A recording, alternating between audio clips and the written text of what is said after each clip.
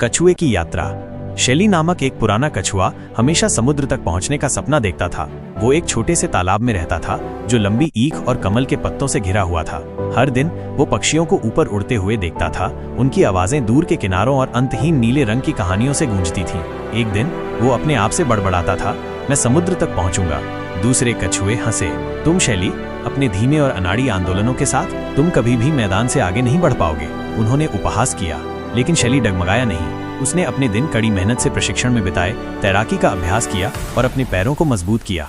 वो चींटियों को देखता था, जब वे लंबी दूरी पर भारी बोझ उठाते थे तो उनके दृढ़ता पर आश्चर्य होता था। अंत में वो दिन आ गया। शेली ने एक गहरी सांस ली और अपनी यात्रा शुरू की। वो धीरे धीरे और लगातार रेंगता रहा। चिलचिलाती धूप, मूसलाधार बारिश और अन्य प्राणियों के तानों का सामना करता रहा। उसे बाधाओं का सामना करना पड़ा, एक तेज बहती हुई नदी, एक दुर्गम पहाड़ी दर्रा, लेकिन उसने कभी हार नहीं मानी। उसे एक बुद्धिमान पुराने मेंढक के शब्द याद आए, धीरे और स्थिर जीत की दौड़ में आगे बढ़ता है। सप्ताह महीनों में बदल गए। शेली ने निराशा और थकावट का सामना किया, लेकिन वो अपने अटूट सपने से प्रेरित होकर आगे बढ़ता रहा।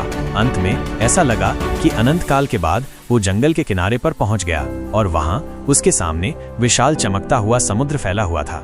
शेली की आंखों में आंसू भर आए। उसने कर दिखाया था, उसने अपने लक्ष्य को प्राप्त कर लिया था। जैसे ही वो धीरे धीरे ठंडे खारे पानी में उतरा, उसने गहन खुशी और उपलब्धि की भावना महसूस की। उसने खुद को और दूसरों को साबित कर दिया था कि दृढ़ संकल्प और दृढ़ता के साथ यहाँ तक कि सबसे धीमे जीव भी असाधारण चीजें हासिल कर सकते हैं।